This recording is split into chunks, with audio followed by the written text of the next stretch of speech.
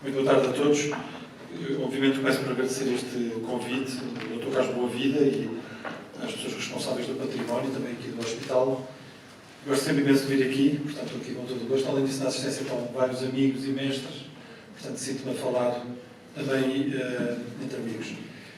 Eu tenho, portanto, pelo programa que me foi dito, tenho cerca de 30 a 35 minutos para falar. Estou a começar 10 minutos atrasado. E, portanto, vou ter que ir um bocadinho rápido. Isto é, este título é um bocadinho demais para aquilo que eu posso dizer, porque falar disto, a importância do Colégio de Santo Antão e desta aula da esfera na história da ciência portuguesa, obrigaria um bocadinho mais tempo. Mas espero dar um número de indicações suficientes, não só para despertar o interesse, mas para se começar a perceber o que é talvez o ponto mais importante que eu tenho para dizer, e que é este. O que se passou do ponto de vista de história científica nesta sala, não necessariamente aqui, porque isto que estamos a ver é a aula da esfera do século XVIII. Eu já explicarei tudo isto melhor. Houve uma aula da esfera, mas não estava exatamente aqui, estava noutros sítios dentro do colégio jesuíta. Mas o que se passou nessa aula da esfera foi muito peculiar na história científica portuguesa. E a palavra que eu gosto de sublinhar é peculiar, isto é, não foi o habitual. Não estou com isto a querer dizer que foi extraordinário, genial, que todas as pessoas passaram por aqui, todos os alunos, todos os professores eram gente dotadíssima. Não é verdade, não é verdade. Na maior parte é gente banalíssima, etc.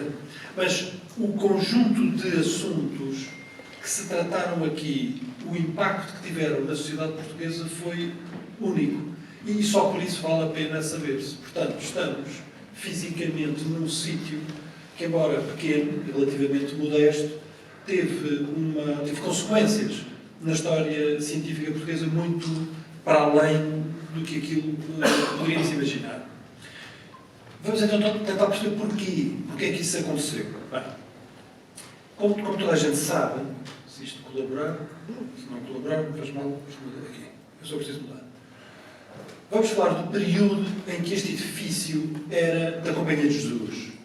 Portanto, é um colégio jesuíta que começa, um colégio, muitos saberão, começa com um pequeno colégio ali do outro lado da colina, na Moraria, um colégio de Santo Antão, pequenino, fundado em 1553, mais ou menos, e que depois muito rapidamente cresce e fica com alunos demasiados e os membros da Companhia de Jesus começam logo a pensar em arranjar novas instalações para fazer um colégio novo, maior, muito ambicioso, na verdade, alguns textos da época dizem demasiadamente grande. Fazem, digamos, uma jogada pedagógica imensamente ambiciosa de construção de um colégio enorme, que é o que está aqui na base, agora do Hospital de São José, depois de muitas transformações, mas é o edifício que está aqui na base. Só que esta instituição que está a tomar conta disto, a Companhia de Jesus, precisa de ser um bocadinho caracterizada, senão não se percebe o resto da história. Toda a gente sabe que é uma ordem da Igreja Católica e, portanto, deste ponto de vista, o seu objetivo número 1 é a expansão do cristianismo, a conversão, a evangelização, etc. Para o que nós vamos aqui falar, podemos fazer o exercício de abstrair desta realidade religiosa, sem nunca a esquecer. Ela está sempre lá por detrás e determina muitos aspectos da dinâmica do que vai suceder. Mas nós podemos examinar o que aconteceu aqui, esquecendo esse aspecto, e olhando apenas para o aspecto estrutural da instituição. E a primeira coisa a dizer, e agora começamos logo a notar o que é novo, é que é uma instituição internacional. É uma espécie de uma grande multinacional religiosa e educativa. E eu ponho sempre este gráfico para que se perceba isto. É uma instituição enorme, enorme. Vai crescendo, fundada em 1540, depois vai crescendo, mas cresce muito rapidamente. Enorme, estruturada no que se chamam 5 assistências, são 5 grandes zonas administrativas, do qual depois dependem algumas províncias. E eu não sei se eu tenho aqui o apontador, porque se não apontava ali. Está off. Agora talvez já dei. Agora já deve dar. As 5 assistências estão aqui marcadas, não é? Tem um governo central em Roma, e depois temos aqui a assistência portuguesa, que aparece aqui, este ramo todo. Temos ali a assistência italiana, a francesa, a germânica, a espanhola, etc. Ou seja, não é possível compreender o que vai suceder aqui como não é possível compreender a história da educação jesuíta no período em que a Companhia de Jesus foi uma grande potência educativa, entre 1540 até à expulsão em 1759, não é preciso compreender sem se perceber a natureza da instituição, sem se perceber este enquadramento. As escolas que estão a ser feitas aqui são parte de uma rede europeia enorme. Não são entidades autónomas neste sentido. Apareceu aqui um colégio, apareceu outro colégio. Todas estas escolas que a Companhia de Jesus vai semear pelo país e vai criar a primeira rede educativa que o país teve de ensino pré-universitário, são parte desta rede maior e, como se está a ver, é muito grande. Gostaria imenso de comentar o que está aqui por trás, mas vou só fazer uma observação, porque aprende-se muito. Este diagrama é muito enganador, porque a assistência portuguesa parece um pequeno ramozinho, comparado com outras que parecem ramos muito maiores, mas geograficamente é a maior de todas, porque começa ali em Portugal, Brasil, Goa, Macau, China e Japão. Tudo isto está sob administração, deste ponto de vista, a administração jesuíta, portuguesa. É o mundo inteiro. Vemos aqui, por exemplo, a assistência da Germânia, uma coisa enorme, enorme, enorme, a rede enorme, mas se olharmos no mapa, é uma zona pequenina no meio da Europa. Tudo isto vai ser muito importante para o resto da história. Mas este é o primeiro ponto. O segundo ponto foi o crescimento desta ordem religiosa. O gráfico, olhamos só para o gráfico de baixo, tem a ver o número de jesuítas por milhão de habitantes. E o único ponto que eu quero dizer tem um crescimento absolutamente impressionante no século XVI, no primeiro século de existência. No primeiro século de existência, a ordem expande-se a uma velocidade absolutamente estonteante. Depois, mais ou menos, se estabiliza. Pronto, e depois, a partir do momento em que tem uma expulsão, tem uma quebra e depois já tem os valores modernos.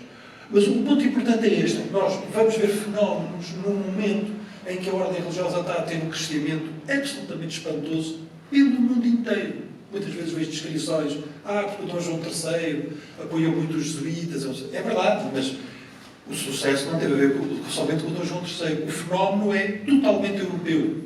O fenómeno da expansão de colégios jesuítas com enorme sucesso é um fenómeno totalmente europeu.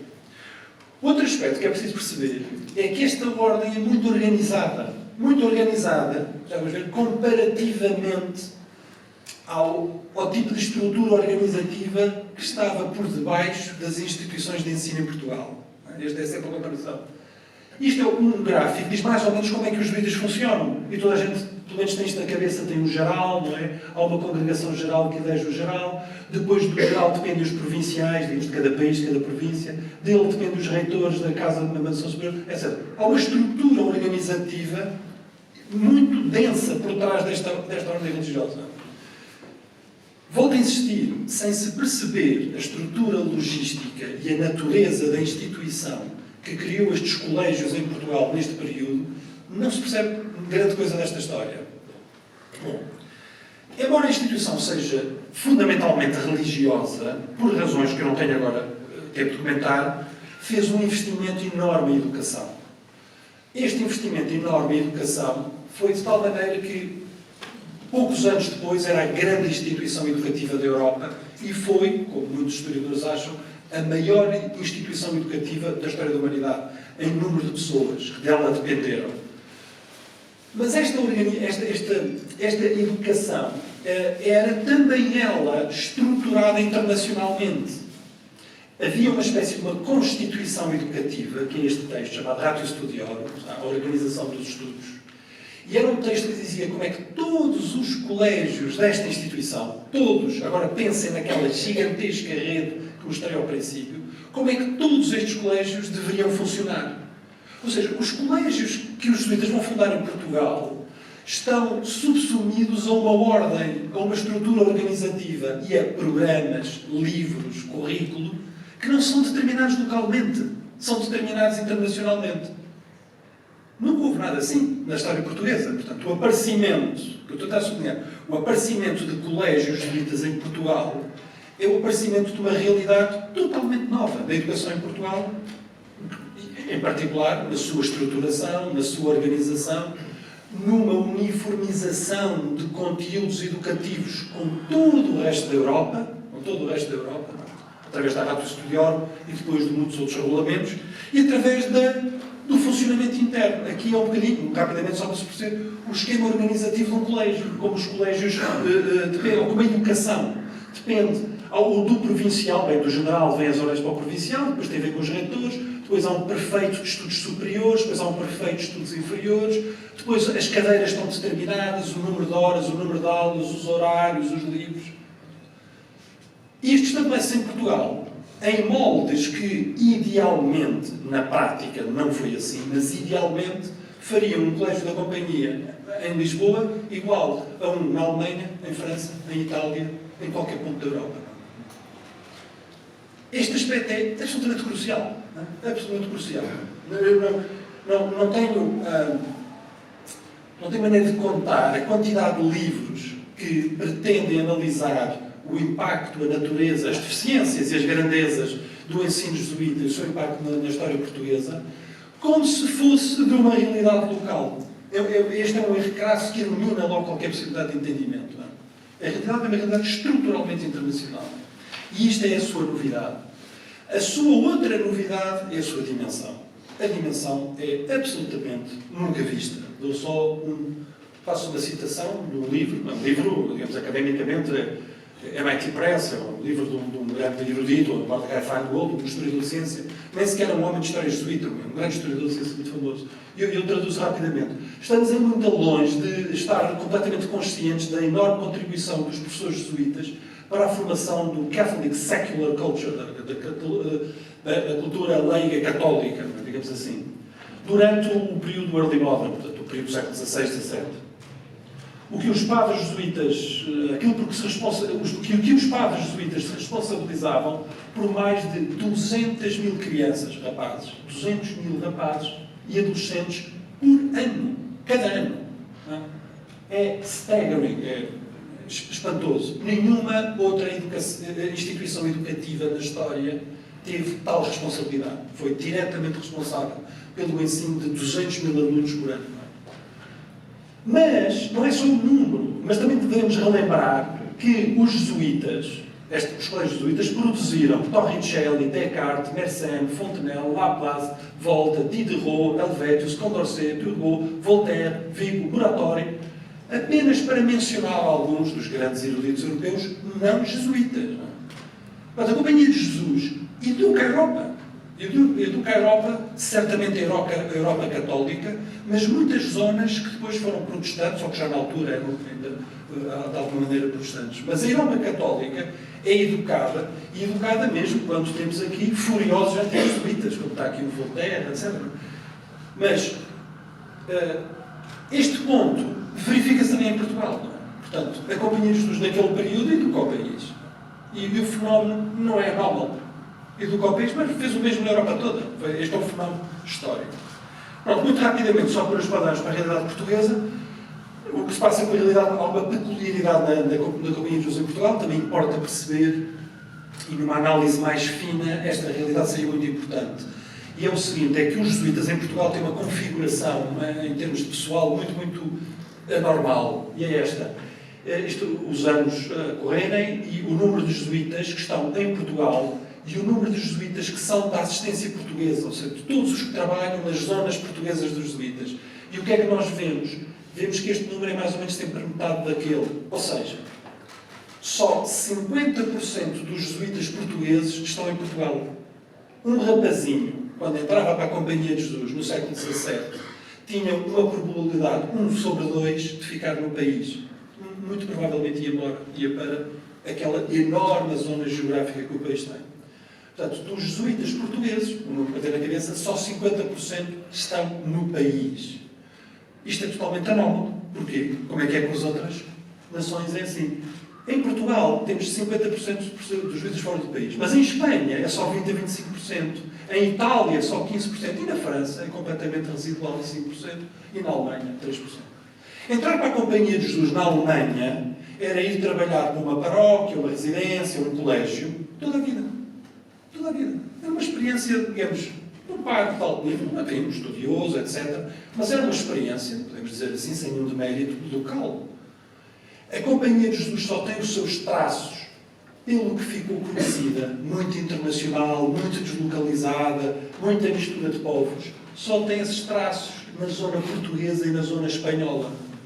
A Companhia de Jesus em Itália não é muito internacional. A Companhia de Jesus Na França não é muito internacional, a Companhia de Jesus na Alemanha não é certamente muito internacional. O que é que isto quer dizer? Quer dizer que fazer colégios em Portugal estava sempre em tensão com enviar missionários para fora. Ou, para dizer de outra maneira, os jesuítas em Portugal tinham sempre duas grandes missões. Fazer escolas, como todos os outros tinham, mas depois tinham uma outra, que era mandar missionários para fora, porque são os únicos que estão a mandar metade dos seus efetivos para fora. E por isso os colégios portugueses vão sofrer muito com isto, com este retirar de capital do meio que tem que ser mandado para as missões, coisa que não aconteceu, obviamente, nos colégios da Alemanha. Não é? Isto haveria muito a dizer sobre isto, tem imensas consequências. Este problema demográfico que a Companhia de Jesus tem em Portugal tem imensas consequências. E por isso é surpreendente que uma ordem religiosa que em Portugal está a ser continuamente, não sei, exaurida de metade dos seus efetivos para fora do país, que mesmo assim tenha feito isto. E isto é a rede de colégios dos jesuítas em Portugal. É uma rede de colégios absolutamente impressionante. E, sobretudo, é uma rede de colégios que o país nunca tinha tido. É um fenómeno completamente novo. E agora, o que não está aqui aparente, quando as pessoas mostram esta lista, mas agora já todos perceberam, estes colégios são parte de uma estrutura muito peculiar, internacional, muito regulada, com currículos idênticos, etc, etc, etc. Como veem as datas de fundação, os colégios são quase todos fundados, até aqui quase todos fundados no século XVI, corresponde àquele enorme crescimento dos jesuítas no século XVI, e depois aqui nesta. Não vou comentar, porque nós só vamos estar preocupados com este colégio, o Colégio de Santo Antão, em Lisboa, o grande colégio dos jesuítas na capital, o grande investimento da capital. A Companhia de Jesus em Portugal fez mais ou menos o que fez em todos os países. O primeiro sítio onde se instalam é na cidade universitária, fazem escolas da universidade, em Portugal também se instalaram em Coimbra, mas depois rapidamente também em Lisboa. Bom, a outra realidade, o que não vou falar, o Colégio Jesuíta em Coimbra, isto é em Coimbra, desde sabe, a produção cultural dos jesuítas em Coimbra é muito, muito importante, não tenho tempo para falar, isto é o famoso curso de Uniplicense. A Universidade em Évora, os jesuítas em Évora têm uma universidade, para recordar a todas as pessoas, é o único período na história portuguesa, até ao século XX, em que há duas universidades no país. O único período na história portuguesa em que Coimbra teve concorrência foi durante o período jesuíta. Portanto, a universidade foi fundada em 1549 e depois desaparece em 1759. Não é? E durante este período o país teve duas universidades. Mas nunca mais. E depois só no século XX é que houve outra vez duas universidades. Mas foi aqui a Universidade de Évora. Eu sou da Azulejo, não abro a boca, estamos bem aqui, pelo amor de Deus, mas depois já ouviremos falar de outras coisas, e da arquitetura também não, o Dr. Ricardo Branco também está aí, não me deixa dizer as neiras, mas toda a gente conhece isto. E voltamos aqui ao nosso colégio. Então aqui temos o Colégio de Santo Antão. É fundado um pequeno colégio e depois é fundado bem. Não tenho também muito tempo a explicar, mas os jesuítas obviamente procuravam, então sobretudo numa obra como esta, procuravam mecenas, não é? Mecenas e donativos, etc.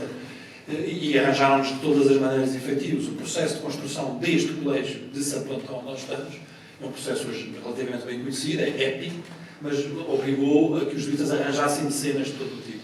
Só que, como toda a gente sabe, os mecenas às vezes põem condições. Não é? Em particular, tiveram grandes privilégios da parte da Casa Real, da parte da coroa, mas com algumas contrapartidas. Uma das contrapartidas que o rei impõe é que no colégio jesuíta normal criem uma coisa que os jesuítas às vezes tinham, mas nem sempre. Criem uma aula externa. Ou seja, criem um sítio onde se deem aulas, mas para alunos que não são do colégio. E o rei pediu aos jesuítas que fizessem uma aula externa de assuntos científicos. E, obviamente, a razão é óbvia. Portanto, o país, estamos a meio do século XVI, o país precisa urgentemente de todo o tipo de técnicos, cartógrafos, construtores de instrumentos, engenheiros militares, todo o tipo. E não tem para formar isto. E o rei sabe que a Companhia de Jesus tem bons formadores, sabe, além disso, que tem uma tradição de estudos de matemática. E, portanto, pede aos jesuítas, quando vocês fizerem o vosso grande colégio, vão ter que ter uma aula externa de assuntos científicos. Isso é o que ficou conhecido como a aula da esfera. O que é a aula da esfera? A aula da esfera era uma aula externa de assuntos científicos do Colégio de Santo Antão, que tinha alguns alunos do colégio e muitos outros de fora do colégio que vinham cá só para ter aulas. Por isso é que isto está perto da entrada. A razão porque esta aula está perto das escadas de entrada é para que os que venham de fora não terem que entrar no interior do colégio. Portanto, os que vinham de fora entravam, subiam as escadas, tinham aulas aqui e iam-se embora. E nas outras versões era do mesmo género. Por isso também, como vamos ver, as aulas desta aula da esfera são dadas em português, o que é uma anomalia total no colégio jesuíta, porque no colégio jesuíta, neste período, as aulas eram todas em latim. Mas como nas aulas da esfera há alunos externos, pessoas, são os técnicos, digamos, os técnicos do reino, vêm a esta aula para ter aulas, e a maior parte deles, se não quase todos, não sabem latim, as aulas são dadas em português. Portanto, este é o enquadramento. Então isto é o que se chama a aula da esfera. E esta aula da esfera funcionou regularmente entre 1590 e 1759. Neste período, entre 1590 e 1759, acho que é ainda hoje, mas se não for, é por pouco, o período mais longo de uma instituição a dar ensino científico na história portuguesa continuamente. Porque a Universidade de Coimbra nunca teve períodos tão longos nas disciplinas científicas. Teve muitas vezes cadeiras vacantes nas disciplinas científicas e também já perceberemos porquê. Então, muito rapidamente, eu estou a ir muito rápido tudo isto, mas seria muito mais tempo, mas não o temos. Hein? Bom, isto é o colégio Santo Antão, como sabem, teve muitas transformações, porque o terremoto é gravemente, digamos, prejudicado, e depois há reconstruções, etc. Não entra por aqui. O desenho geral do colégio era este aqui, portanto, uma estrutura típica de um colégio jesuíta, tem uma igreja num dos lados, e depois tem um claustro no meio, instalações à volta, e temos mais ou menos isto. Isto é como está agora, e nós estamos aqui, não é? Nós estamos aqui, nesta aula das férias. E aqui, fotografias da aula, enfim, aqui não é preciso mostrar, basta olhar ao lado, não é? Basta olhar à volta, mas quando falo disto noutro sítio, alguns colegas estudaram estes azulejos todos, eu não vou absolutamente comentar. A única coisa que vou dizer é estas imagens têm correspondência com gravuras dos livros que eram usados. Portanto, os alunos que estão a ter aulas aqui de matemática, estas imagens todas figuram no seu universo mental visual, porque eram portadas, eram gravuras dos livros de matemática, de engenharia, etc., que eles usavam. Portanto, isto ressoa com os próprios livros. A nós não nos dizem nada, andamos aqui a fazer teorias do que é que será, mas hoje em dia já sabemos. E é normal, isto era normal no colégio jesuíta. A decoração nesta visual exterior ter ressonância, estar coordenada com os livros que se usam, com as imagens que se veem. Portanto, isto não vou comentar. E agora chegamos aos pontos de mais substância, que parece um bocadinho mais análise. O que temos aqui é a lista dos professores deste colégio, desta coisa, desde quando começam a dar aulas, 1590, depois os professores seguem, até 1759. Temos mais ou menos. Estas listas estão hoje muito bem feitas, nos últimos 20 anos houve um progresso enorme sobre isto. Portanto, sabemos imenso hoje sobre isto, está tudo, digamos, bem estudado, estas biografias, etc. Eu vou ser muito rápido e telegráfico num assunto do qual temos dezenas e dezenas de artigos e já muitos livros, que não tínhamos há 30 anos. O que é surpreendente nesta lista? É surpreendente o que eu marquei a vermelho. É surpreendente a quantidade de professores estrangeiros. Porquê? Porque a Companhia de Jesus no século XVI, XVII e XVIII, e acho que ainda hoje, opera com uma regra administrativa que é a seguinte: as necessidades apostólicas e as necessidades letivas e as necessidades de pessoal de uma província devem ser respondidas por essa província. Isto é, num colégio português, os professores devem ser portugueses. Num colégio espanhol, os professores devem ser espanhóis. Num colégio alemão, os professores devem ser alemães.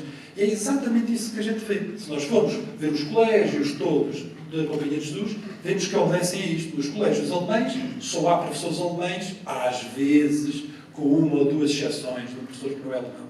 Num colégio italiano, só há professores italianos, às vezes com uma ou duas exceções, ou com a exceção de um colégio muito peculiar, que era o colégio romano, que era uma espécie de sede internacional. E em Portugal também.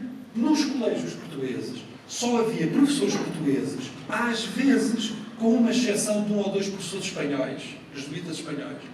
Mas quando se chega à aula da esfera, nada disto está em jogo. Quando se chega à aula da esfera, vemos que 1/3 dos professores não são portugueses.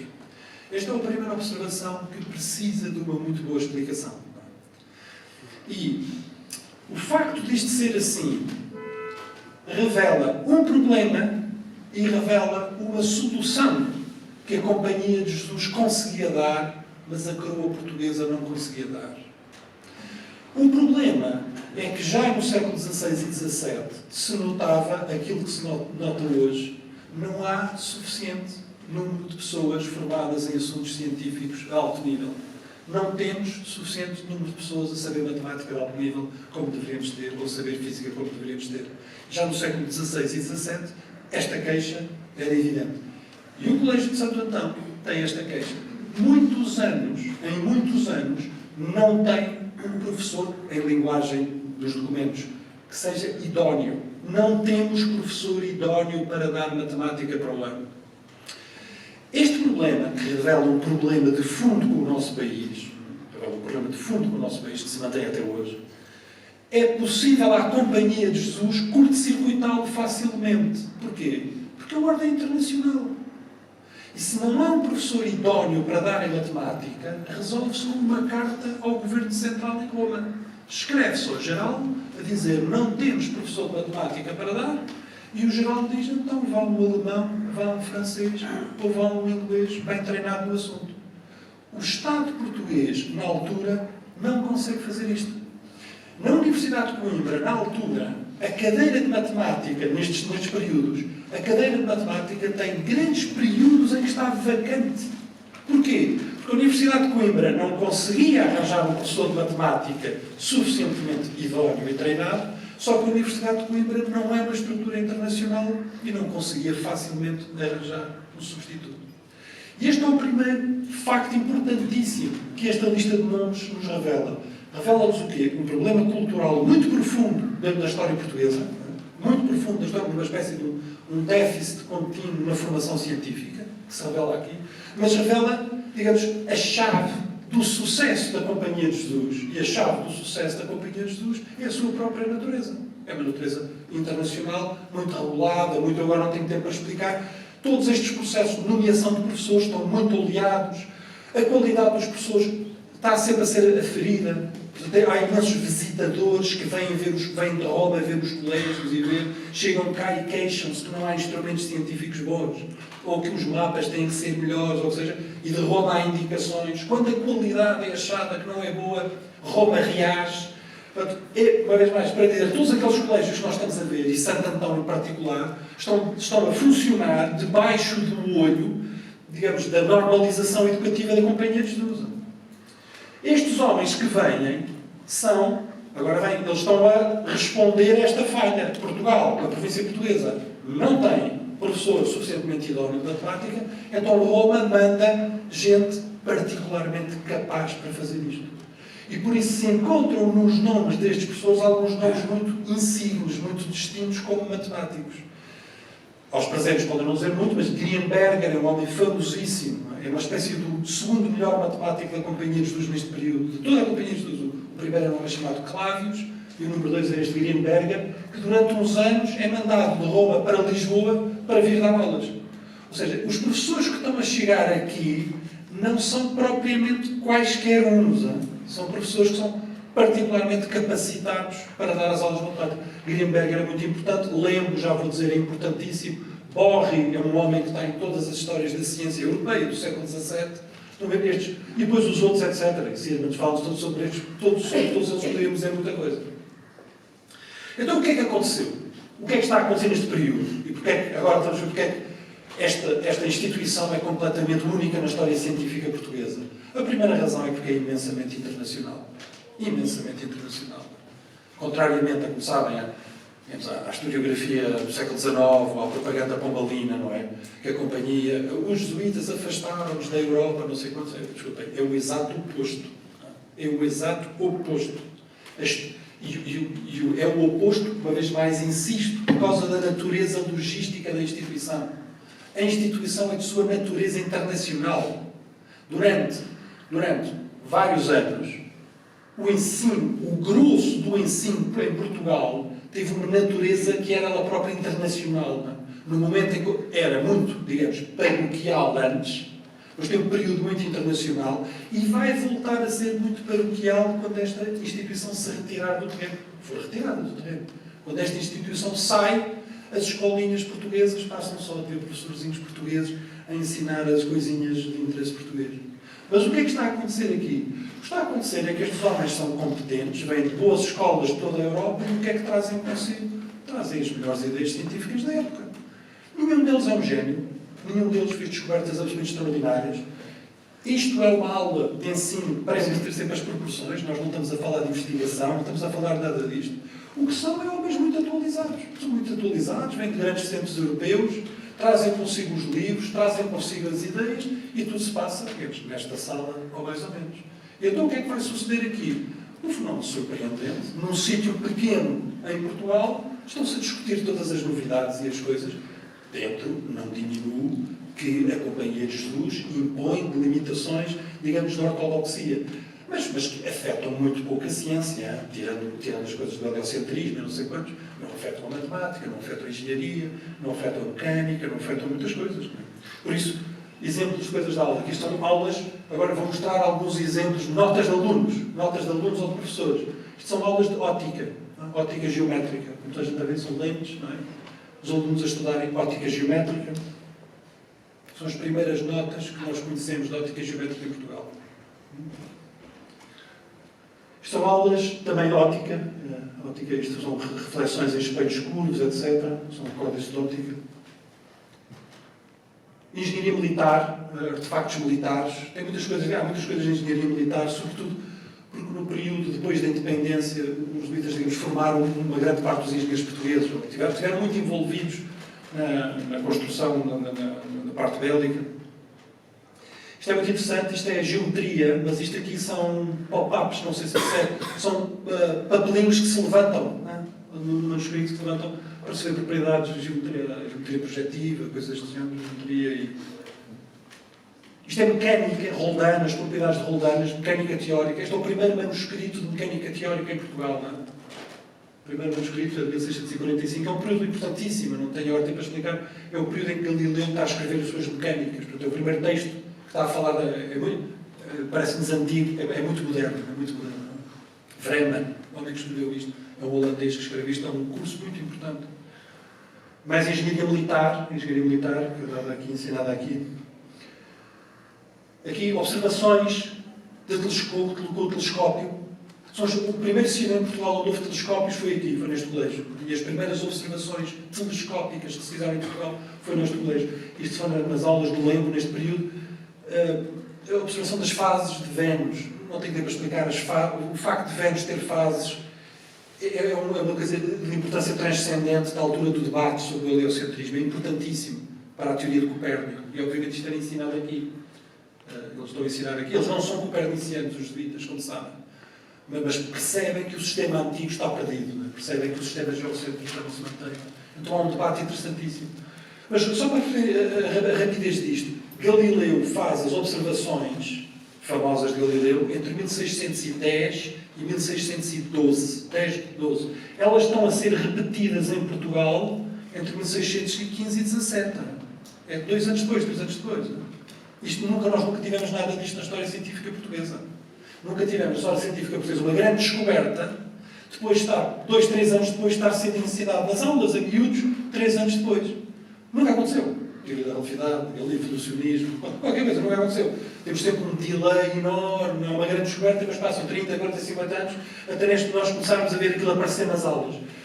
Com o Colégio Paula da Esfera, por causa da estrutura internacional, por causa da circulação destes professores, temos este fenómeno que é completamente anómalo. Galileu faz descobertas em 1610 e 12, em 13, 15 estão a ser comentadas em Lisboa, estão a ser repetidas em Lisboa. E que aqui são as discussões dos vários sistemas, o geocêntrico, heliocêntrico, Tycho Brahe, discutido aqui. E depois regras para se construírem telescópios. Estas são as primeiras regras que existem no mundo sobre como fazer um telescópio. Instruções práticas. E, portanto, temos estas coisas, que a gente não sabe da história portuguesa. No Colégio de Santo Antão construíram-se telescópios. Foi, de certeza, a primeira escola da Europa onde se construíram telescópios. 4 minutos. 5 minutos, hein? Tenho um minuto de bónus. Onde se fizeram as primeiras... onde se construíram os primeiros telescópios. Deve ter sido o primeiro colégio onde se fizeram alunos a construir telescópios, não é? Portanto, se por acaso tiverem o azar, não é? De ler aquelas histórias científicas e que por causa dos jesuítas, ultrapassados, Copérnico não era conhecido em Portugal, Galileu não chegou a Portugal. Eu só tenho a dizer, é o exato oposto, tenho imensa pena, mas os documentos estão aqui, todos. Depois, hoje em dia, os historiadores de ciência não têm qualquer hesitação sobre isto. Não é? Mais aulas, mas não foi só nas aulas, porque depois os professores daqui publicaram livros. Por exemplo, este é Coleta Astronómica, é um livro importantíssimo, daquele Cristóvão Borri, um italiano que veio para cá dar aulas, que eu disse que é uma personalidade famosíssima. Então, Borri, enquanto está a dar aulas em Lisboa, publica este livro, é importantíssimo, porquê? Porque tem estas novidades todas, como se faz um telescópio, as observações das crateras da Lua. Isto aqui, toda a gente, as pessoas que conhecem Galileu sabem, isto são todas descobertas de Galileu, todas a ser contadas. Eu fiz assim, antes de vir para cá, sentei-me rapidamente, assim, com um copo de vinho branco fresquinho, e ia pensar, vamos fazer uma lista de coisas que foram as primeiras a acontecer. Eu podia multiplicar isto por 10, mas o que eu vos mostrei aqui são as primeiras, na aula da esfera, são as primeiras observações telescópicas que se fizeram em Portugal, foi aqui. As primeiras discussões técnicas de heliocentrismo versus geocentrismo, foi aqui. Os primeiros cursos de óptica geométrica foram aqui. Os primeiros cursos de perspectiva, isto é muito importante para a pintura de tetos em perspectiva. É uma técnica, e fazer isto foram dadas aulas disto aqui. O único sítio onde se conhece em Portugal onde foram dadas aulas sobre isto. Os primeiros cursos de mecânica teórica foram aqui. O primeiro emprego, isto é uma coisa que os matemáticos gostam muito, não é? A primeira vez que aparece registado o ensino de logaritmos é uma descoberta inglesa de 1632. E aparece logo, em 35, 36, a ser dada aqui nas aulas, porque veio um professor inglês, um jesuíta inglês, para aqui dar aulas. E diz logo, olha, no meu país há uma descoberta enorme de matemática, nos ensinar os dois logaritmos, a primeira vez. Os primeiros cursos sobre projeção Mercator, a projeção Mercator é uma coisa muito importante na história da cartografia. O primeiro sítio onde nós temos notas de aulas a ensinar os professores a fazer projeção de Mercator é aqui, nesta sala. Nesta aulazinha, por aquela lista de professores com que eu termino, eu tinha mais outros tantos slides, mas não vou fazer porque é por causa do tempo. Mas se quiserem, convido ir à Faculdade de Ciências, nós damos aulas sobre isto lá. Mas é desta lista de professores, gente mais ou menos normal, uns mais competentes, outros menos competentes, eu diria, em geral, bastante competentes, mas não há génios aqui, não há heróis, gente competente a dar as aulas, só que muito internacionais, muito bem conectados, cientes das últimas novidades, transformaram este sítio, num caso absolutamente único na história científica portuguesa. Muito obrigado.